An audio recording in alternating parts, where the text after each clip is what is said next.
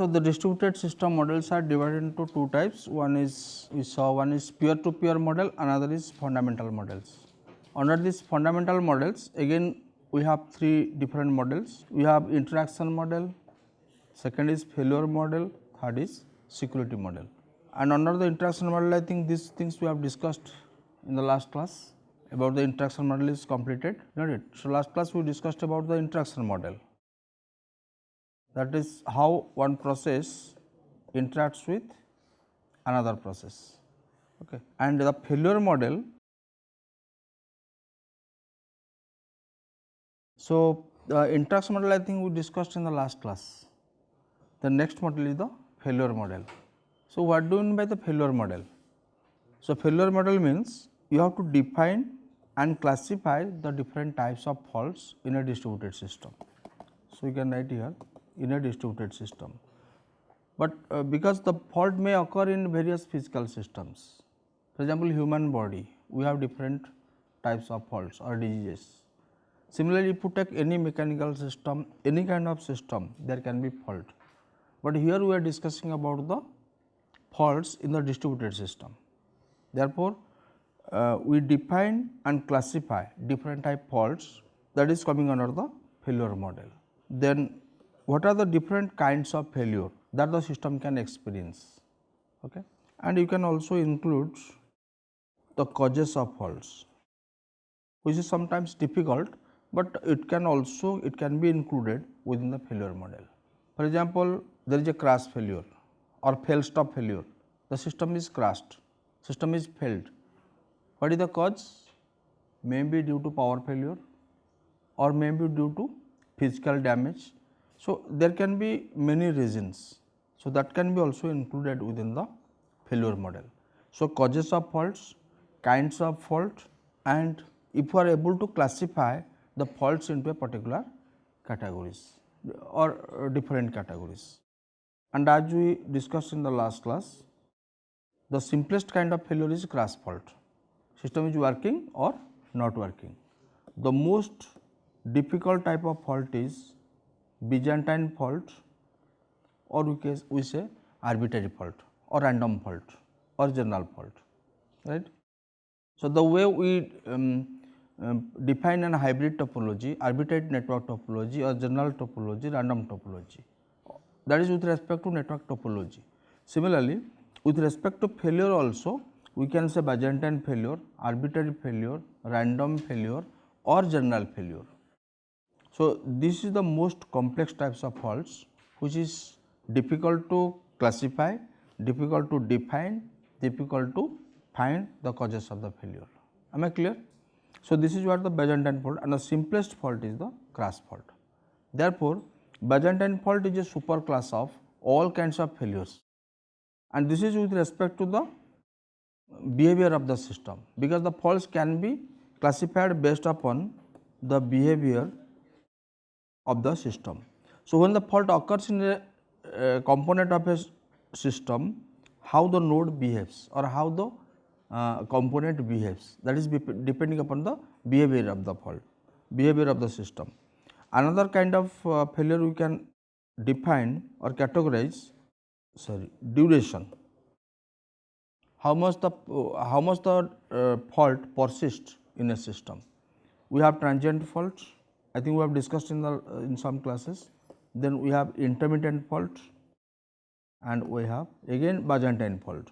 So, Byzantine fault can be with respect to time or with respect to behavior.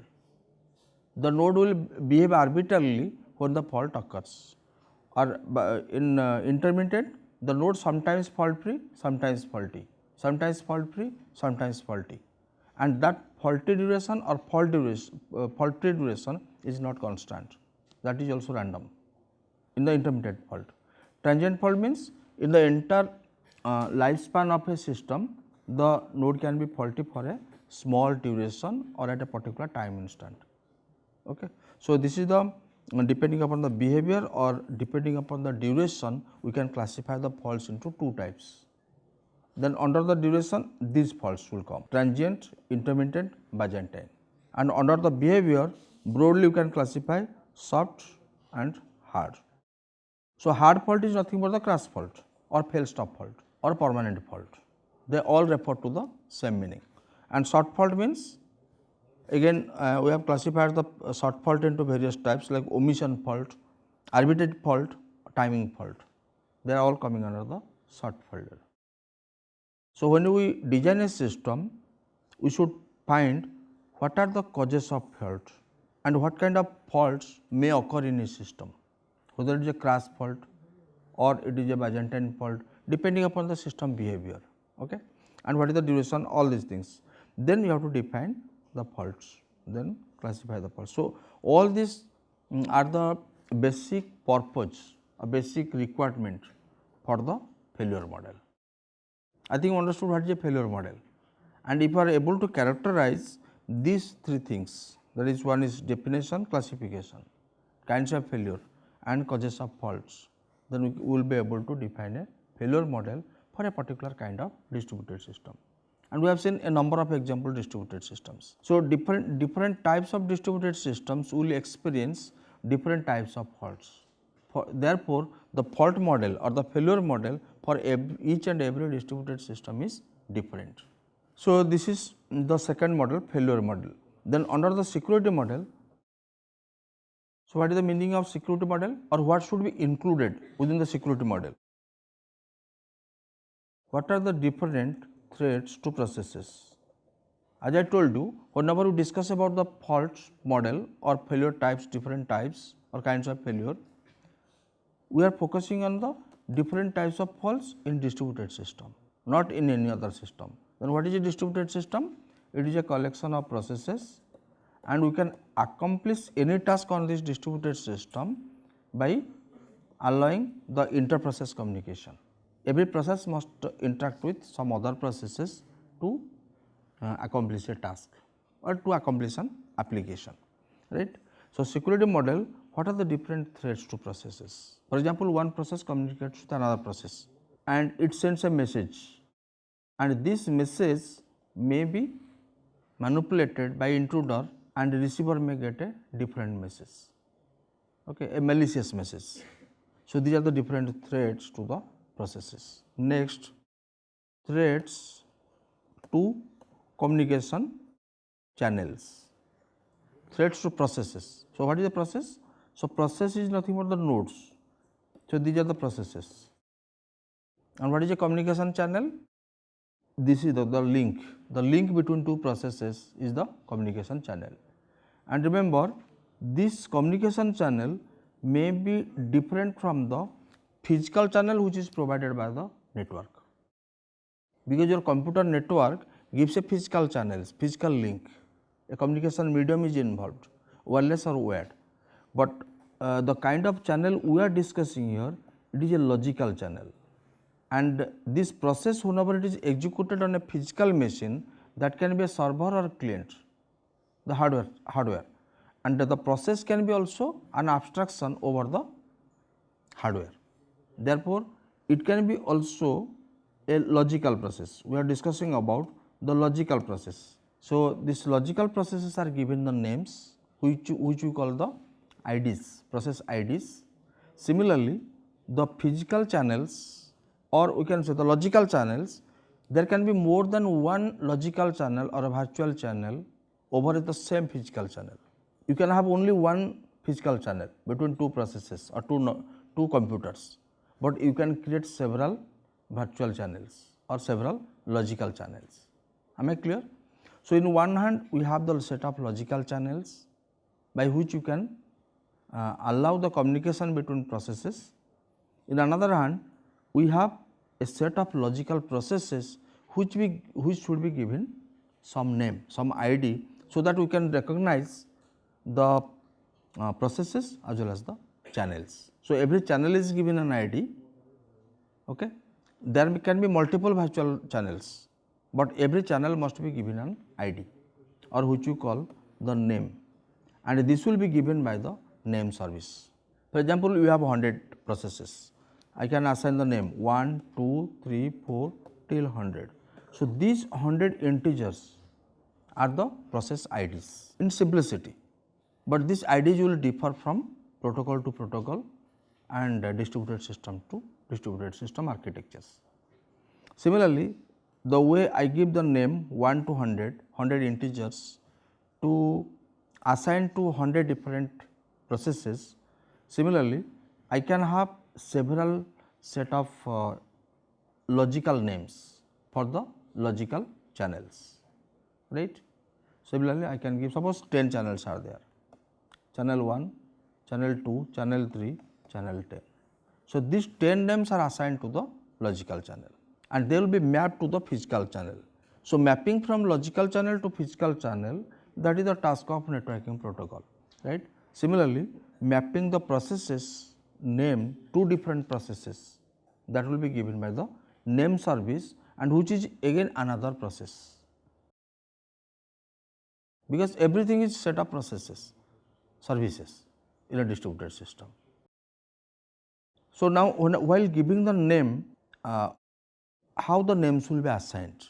Sometimes a process can have several ports. A process can have one ID, but we can have different ports, and these ports are logical ports. It is just like a USB port.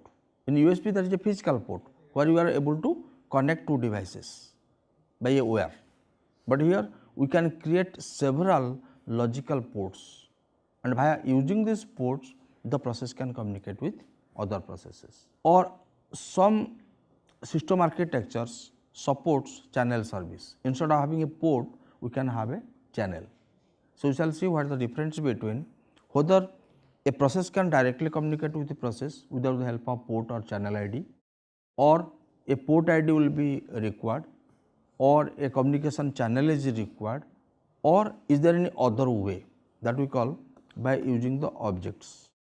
What is that object? By using some kind of object, two processes can communicate, right. So, by using objects, by using ports, by using channels. So, different operating systems, different distributed operating systems follows this concept. We shall see what are the different distributed operating systems and how each operating system uses the port ID or process ID or objects names to allow the communication between processes, right. So, anyway, so therefore, since there are processes and communication channels in a distributed system, there is a possibility of threats. The communication channel can be malicious, there can be link failure also, or while executing a process can output some random result due to the malfunction of the system components. Am I clear? So, these are the possible threats, and this, if you are able to define the threats for a kind of distributed system, that we call a security model. So, every distributed system will follow a different security model. Then another important thing that should be covered under security model, denial of service. A client machine can send a request, but server is not able to, server denies to give the service due to again various reasons. Suppose it is overloaded, or there is some problem with this client message, so it denies to give the service. And another reason is that an attacker, what it will do, he will overload the server. The server is actually lightly loaded, but attacker will keep on storing a huge amount of information, so that the receiver or the server is not able to handle. So, the once the server is overloaded, but we have to define what is a load. So, load means it can be memory capacity or storage, or it can be processing capacity. Suppose attacker, what will do, it will give sufficient number of tasks to the server, so that the server cannot complete the current task, to give the time to the other task. That is one way. Or the server can be loaded with a huge amount of data or information. So, that is also another way of defining the load. So, execution time, memory capacity, memory size, they are the parameters to characterize the load. And if this load is more in a particular server, then the server will be denying the service. That type of attack we call denial of service attack, and this is mostly happens in the distributed system, right?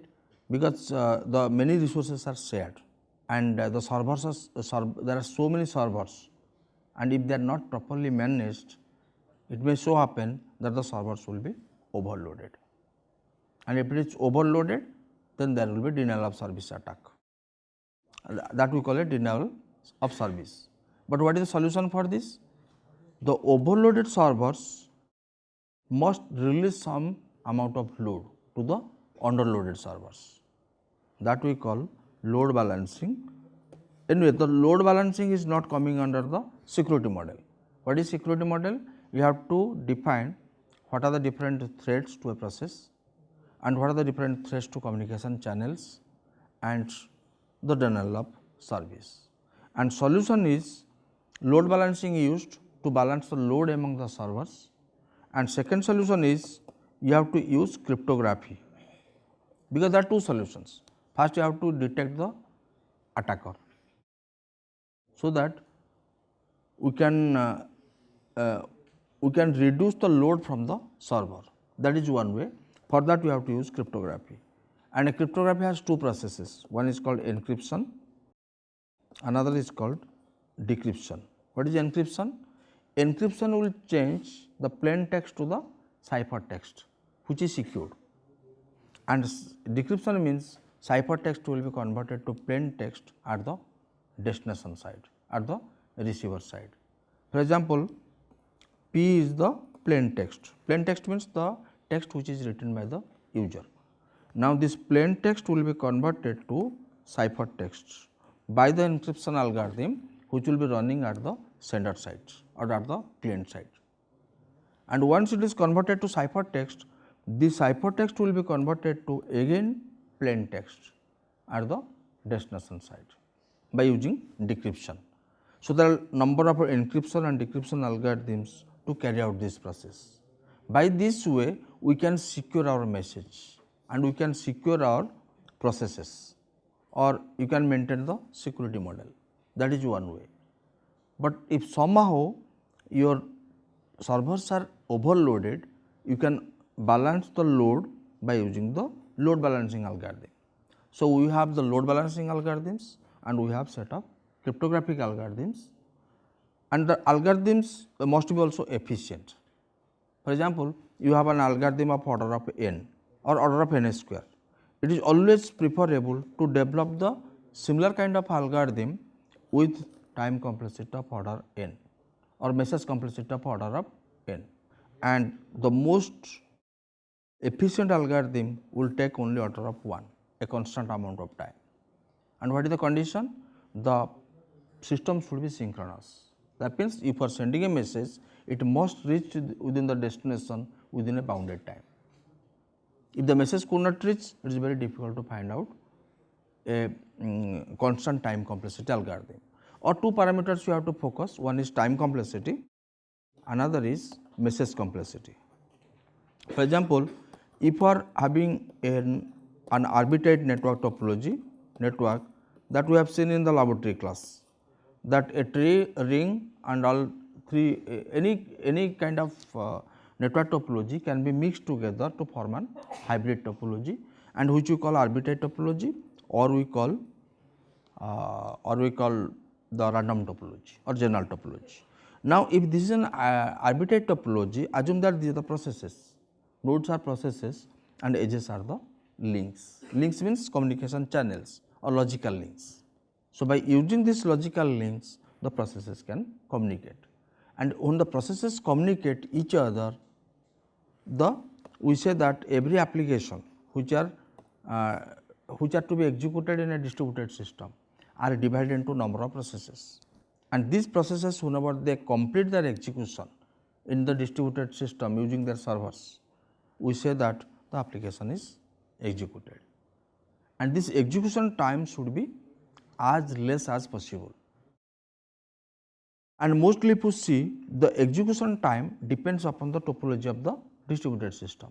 If the topology of the distributed system is an arbitrary network topology, then how many messages needs to be exchanged among themselves to carry out to carry out an application or to carry out a task. So, you have to find out how many nodes are there. Let the number of nodes are n, or I can say if the number of nodes are, you can give the names B1, B2, B3, B4, B5, B6, B7, B8. Suppose 8 nodes are there. So, this set B I can define as B1, B2, B3 and B8. So, what is cardinality of B is n, where n is the total number of nodes. In this case it is 8, but in general the set of vertices or the set of processes in a distributed system can be n, and assume that there are E channels. E channels means set of edges, and I can give the names E1, E2, E3, E m, and number of nodes, number of processes need not be equal to number of edges, or m can be less than or more than, it can be less than, more than or equal to number of links. Am I clear? Now, we can very well say order of n comma e. This is the message complexity for an algorithm which will be running on the arbitrary topology network. But when this time complexity or message complexity will be reduced to order of n, when e value will be 0. Suppose we do not need the communication for accomplishing our task. So, e will become 0, cardinality of e will be 0. Only the systems will be divided into number of processes. Assume that each of the processes is executed on their independent servers parallelly, simultaneously, and without any communication. Then we say that message complexity or time complexity is order of n. So, order of n is now reduced to order of n. Now, if I say that total number of nodes in my distributed system is 100 and communication time is bounded and the process execution time is bounded, that is known or that follows an uniform distribution system, then what is the time complexity? Order of 1. But it is really difficult to achieve an algorithm which takes time of order of 1. But in general, just see, from order of n, it is possible to reduce to order of 1. And if I take a completely connected network, how many edges will be there? N into n minus 1 by 2, which is nothing but order of n square. And order of n square algorithm is not an efficient algorithm. Therefore, people do not follow the completely connected systems, and particularly distributed system, it is not possible, because we cannot have in a completely connected system every node has a link to every other node. And when the nodes are far away from each other, how to establish a connection between every pair of nodes in a distributed system? Is it possible? Therefore, we follow an arbitrary network topology. So, completely connected network topology is the ideal case. If the system is a safety critical system or all the processes are available in a close proximity area. So, therefore, it is better to reduce from order of n square to order of 1. So, order of 1 is the most ideal case and order of n square is the most worst case algorithm, or we can say order of 1 is the best case and order of n square algorithms are worst case in any distributed system for any kind of application. And what is the moderate size? It is better to develop order of n, order of n, order of log n. For example, hypercube. If a topology is hypercube, what is the time complexity or message complexity? Order of log n base 2, because you can reach from any node to any other node by using log 2 number of edges. If n is equal to 8, what is log 2 n? 3. So, maximum diameter is 3. Just see how your algorithm performance varies from topology to topology. So, but in the reality, if you see, most of the distributed systems will follow an arbitrary network topology, because we do not know which process will be executed at which place, at which server. Am I clear? So, this is how each and every algorithm which are supposed to run on a distributed system must be efficient. Efficient means their time and message complexity should be in this range, order of n to order of 1. And we shall see how it is difficult to find an algorithm for any kind of distributed system algorithm to reach to order of 1. So, anyway, so this is what you have to define under the security model. Next important issue is that what are the different kinds of operating system needs to be used in a distributed system, or we call software concepts. What kind of software concept should be useful for a distributed system? So, one kind of operating system that is most oftenly used in a computer network is called network operating system, and example is Linux. And also the network version of Windows is also available, where you can combine a number of computers using the Windows operating system. Another kind of operating system which was developed, that is called distributed OS, and example is Mac, distributed Unix. At different universities in the world, these operating systems were developed. Another is Amoeba. Amoeba is also a distributed operating system. Mac, Amoeba, Chorus, distributed Unix, and so on. Right. So, these are the examples of the distributed operating system.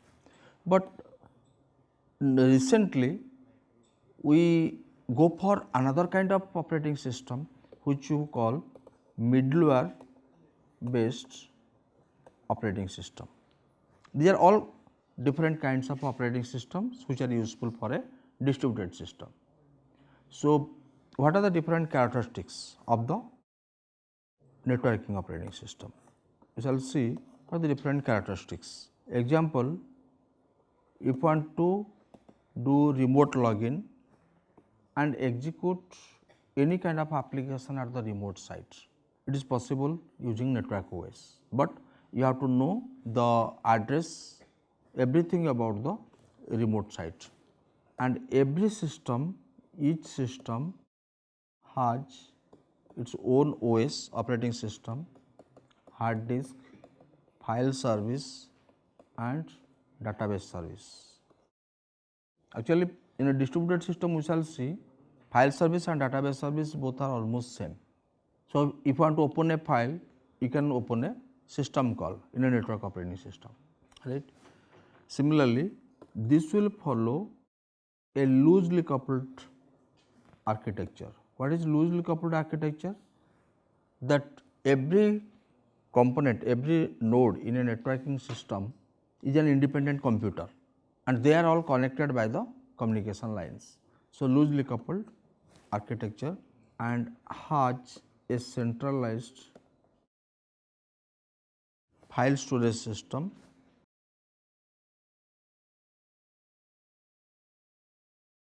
Okay. So, these are the basic characteristics of a networking operating system. I think this is very well understood. Each system has its own operating system, hard disk, file server, database server, and it is a loosely coupled architecture because all the computers are independent and they are connected by the communication channels and the communication goes on, and it has a centralized file storage. So, that means there is a centralized server which will be taking care of all the file maintenance and database maintenance, and this is the most important characteristics. Though it is scalable, scalable means as the system expands, the system allows the expansion or extension. Suppose initially you have 100 computers, but later you thought that to add another 10 computers. The system will allow this, but there is a problem. What is the problem? It fails to provide single coherent view, that initially we discussed, that SSI, single system image. That means our goal is to allow the client or user to perceive the entire system as a single PC, personal computer. That goal is not satisfied by the networking operating system. That means each and every component of a networking system, networking operating system is visible to the client. So, no transparency. Am I right? So, but in a distributed system what happens? Whenever the user accesses the distributed system, though in the background there is a large network or complex network, he will feel as if I am using a PC, personal computer. So, this is what we call single coherent view or single system image. This is not achievable by the networking operating system. Therefore, there was a transition to go to the distributed operating system. Now, we shall see what are the different features or characteristics of the distributed operating system.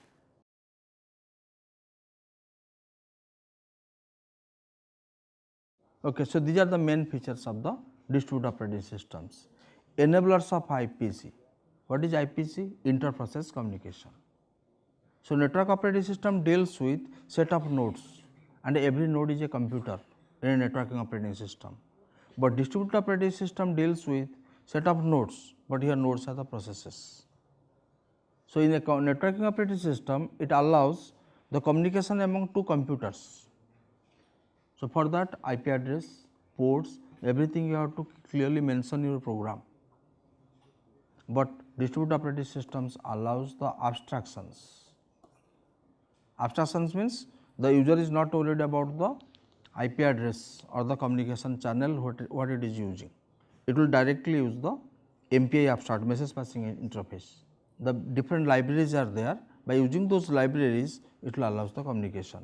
So this is one of the important features, enables the IPC, or the IPC concept first was introduced in the distributed operating system. Instead of having communication between two computers, we allow the communication between two processes in a distributed operating system. And uniform process management mechanism, that means if you have a set of processes, each of the process will be managed uniformly wherever it runs, right. This will be more clear when we will go to process migration and process transportation from one computer to another computer. Then uniform and visible file system, identical kernel implementation, because every machine runs its own operating system, and on the top of all the local operating system, we have a distributed operating system. So distributed operating system, or we call the global operating system, will interact with the local operating system on a machine, then the communication takes place, or there is an interaction between the local OS and the global OS in a distributed system. But in network operating system, all the set of computers are controlled via a single operating systems without depending on a local OS. For example, if any machine wants to use its own wants to run its own application, it need not contact the distributed OS or global OS. So that advantage we have in a distributed operating systems. And local control of the machine, as I told you, there can be a local operating system which will be controlling the local machine. So these local machines can be also different. One may be Windows, another may be Linux, something. Then on the distributed operating system, we will have a close interaction with the local OS which is running on the machine, and this is how the communication will take place. Then it can handle the scheduling issues which network operating system was not doing. Then uses MPI, as I told you, MPI version using C++ or Java, there are set of extra libraries added to this MPI, and by using those libraries the communication can take place between two processes, provided you give the process name or port name, or in place of mentioning the IP address you can directly place the objects, or you can say a set of abstractions followed in distributed operating systems in contrast to a set of physical addresses and physical objects followed in a networking operating system. It is more abstract as compared to the network OS, right. So just see, I will just give an example. So whenever the distributed operating system concept was introduced, it is not that we can go for a full-fledged new distributed operating system. It is possible to convert an existing networking operating system to a distributed operating system. So there are two ways to approach a problem. One is that the entire existing systems can be outdated, and we can go for a new operating systems like Mac, Chorus, Amoeba. So these are the new distributed operating systems designed from the scratch, right. But like Unix, if you see the Unix, if you take the example, we have a multi-user version, we have a networking version, and at the same time we have a distributed version. So multi-user Unix systems deals with only terminals, and there is a single processor and a single memory. That was the first generation of Unix. Am I clear? And already I have defined what is a terminal. Terminal means a keyboard and with a CRT, a terminal. So if you connect several terminals and they are all sharing the same processing power, one processing power and one memory. We call it as a multi-user system. And to manage this multi-user system, the Unix is the best and most traditional operating system available in the world, Unix. So, we call multi-user systems. I am telling about the 25 or 30 years back. And if I remember, when we started using the computer, this was the first operating system we knew. PC, Windows, that came later. If I remember, when we are studying, that time we are using only Unix, multi-user system. Several people sit, hundreds of people sit on the same machine, and the same machine is shared, the processing power and memory is shared among all 100 users. Am I clear? Suppose you have 100 megabyte of space, all a quota will be assigned to each and every user, and this is managed by the multi-user operating system Unix. But after that, we got the network version of Unix, which we call the Linux. So, Linux is a networking operating system, and this Linux is a superset of Unix. If it can work on a network, it can also work in a multi-user system. So, the same computer network can be used as a multi-user system or it can be used as a computer network and managed by the Linux. So, then third feature we got BSD Unix, that is a full-fledged distributed operating system, and it satisfies all these characteristics. That allows the IPC, it allows the MPI, that communication takes place among the processes.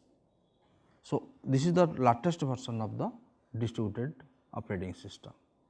And just see the same operating system, the Unix, when it was developed, 110 engineers, they took 10 years to develop Unix at MIT, Massachusetts Institute of Technology. So, 110 engineers took 10 years to develop Unix, and this Unix was modified by again group of scientists to produce Linux. Then Linux was modified to achieve BSD Unix, and BSD Unix is a full-fledged distributed operating system, right. But one thing you can observe here, the kernel size remains same, almost same, starting from Unix to BSD Unix. What is kernel? Kernel is nothing but set of system calls, right, and this each system call is developed to manage a particular resource, whether it is hardware or it is a software. For example, a particular system service manages the set of registers in a processor, in a computer, all kinds of registers depending upon the architecture of a machine.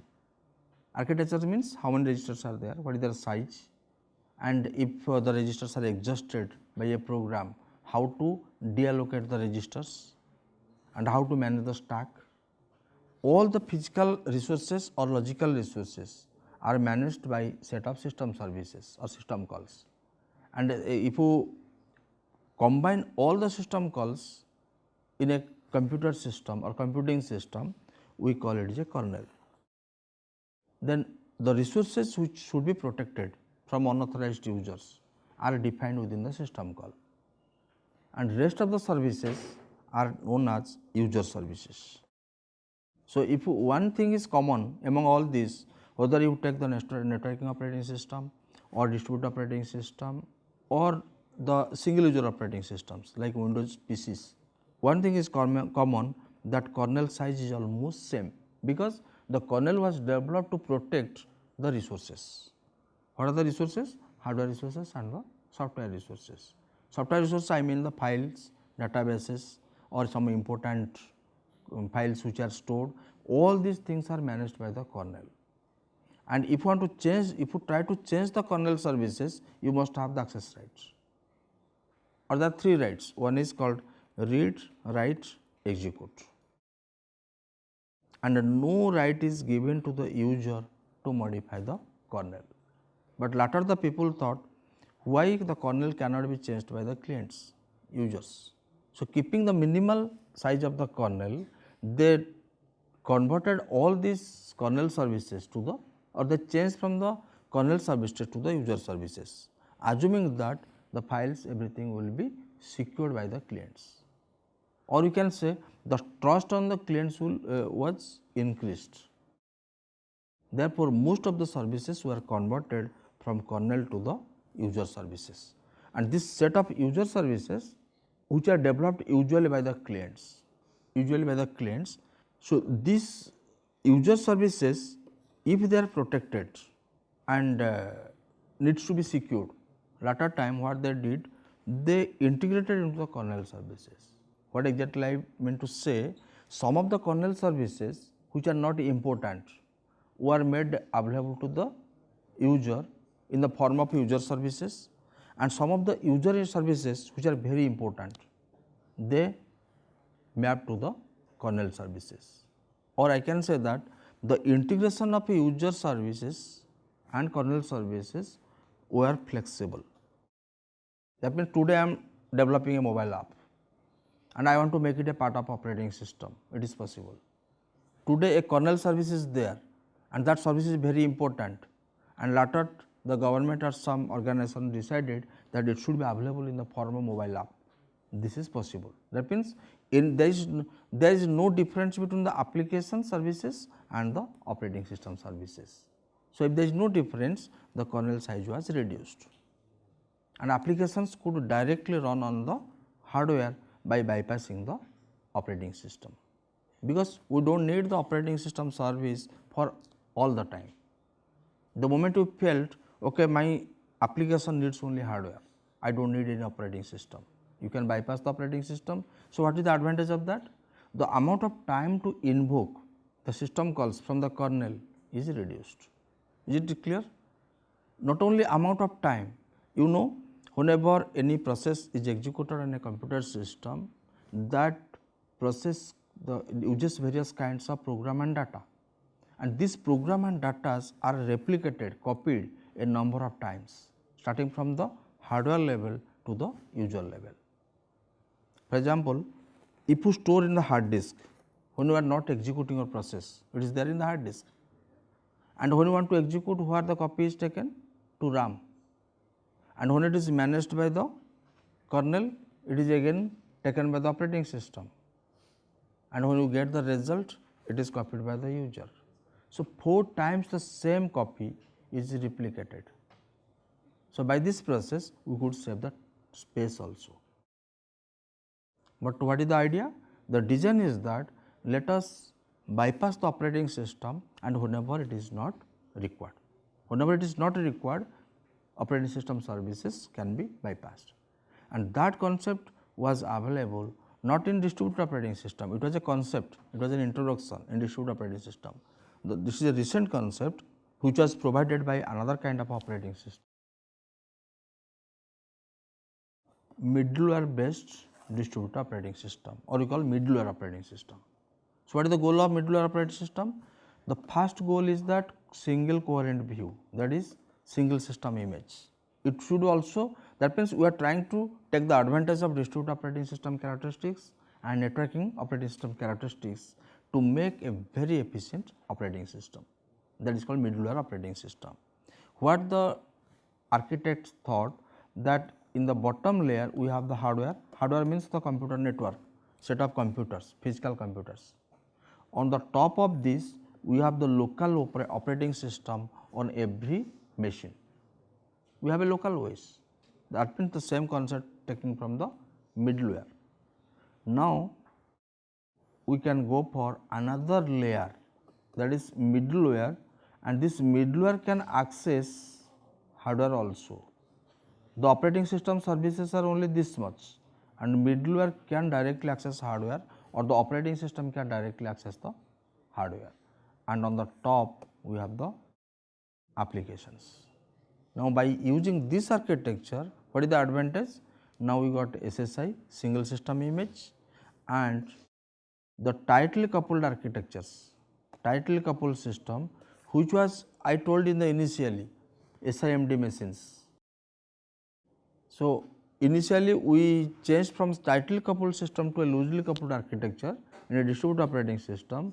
Again we are going to a tightly coupled system such that everything will looks like that is a single system, looks like a single system. It is a feeling to the user that I am using a single monolithic system, but in reality we have a microkernel based system.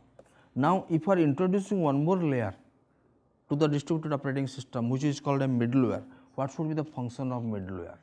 Can you guess?